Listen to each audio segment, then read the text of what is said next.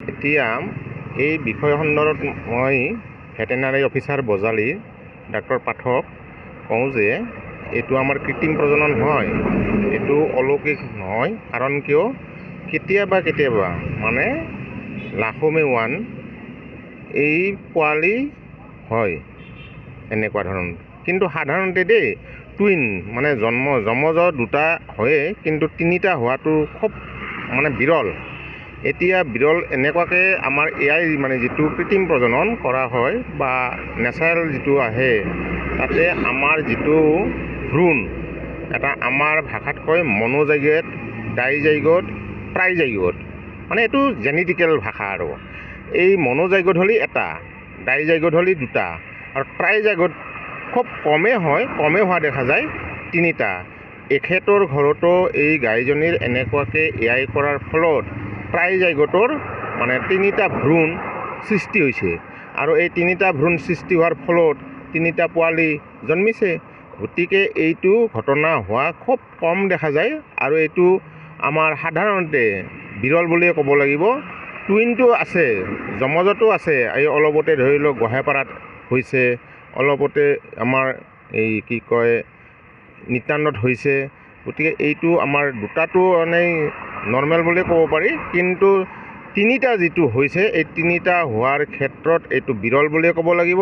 কিন্তু এইটো আমাৰ বৈজ্ঞানিক জেনেটিকেল প্ৰক্ৰিয়া, যাৰ ফলত তিনিজনী পোৱালি গৰুৰ পোৱালি হৈছে। মই খুবেই আনন্দিত। মোৰ ঘৰ তিহুদহটা জিপিত পৰে, গাঁও হেলনা আৰু বজালী ডিষ্ট্ৰিক্ট। মোৰ নাম শ্ৰী জয়ন্ত কলিতা। মানে মই খুবেই আনন্দিত হৈছোঁ কি মোৰ এজনী কাল্লা গাই গৰু আছিল, মানে গাভিন আছিল, আৰু আজি পোৱালি দিলে 3টা বজাত, কিন্তু তিনিটাই পোৱালি জন্মিছে। পোৱালি তিনিটা পোৱালি মাইকী। এনেকুৱা মানে এটা মানে সমাগম হৈছে চোতালত, মানুহ মানে চাব লগা এনেকুৱা পৰিৱেশ, আৰু মই খুবেই আনন্দিত। কিন্তু মোৰ অলপ কষ্ট হৈছে, মানে মোৰ দেউতা আছে দোকান, বা মই এজন সৰু কৰ্মচাৰী, আৰু ফৰগেটৰী মানে আজি ৰবিবাৰ বুলি মই খুবেই আনন্দিত।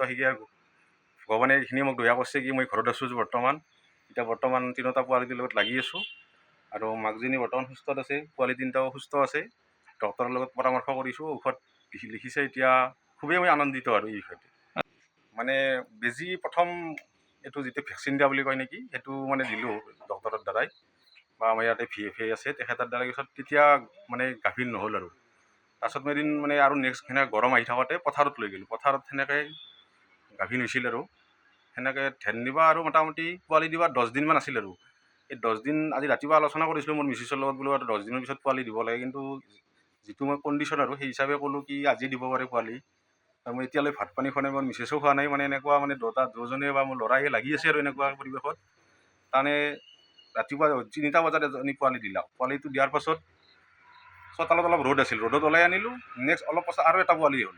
তাৰপাছত এজন আৰু মোৰ ঘৰৰ ওচৰৰে মানুহ কাকা বুলি মাতোঁ, তেখেতক মাতিলোঁ, কাকা এটা ভাল খবৰ দিয়ে, মই চাব হৈছোঁ 2টা মোৰ পোৱালি জন্মিছে।